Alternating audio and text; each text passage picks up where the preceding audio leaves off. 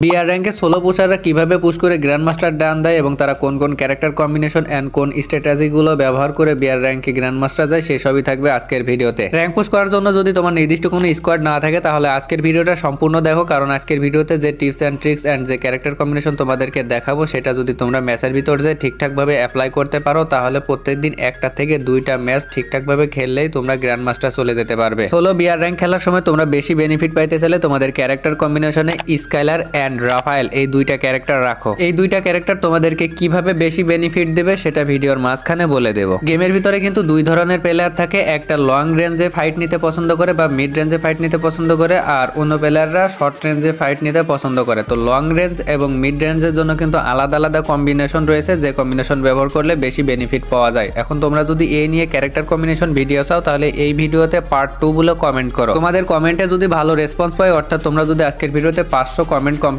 করতে পারো তাহলে পরবর্তীতে তোমাদের সোলো র্যাঙ্ক পুশের ক্ষেত্রে সবথেকে বেস্ট ক্যারেক্টার কম্বিনেশন দেখাবো।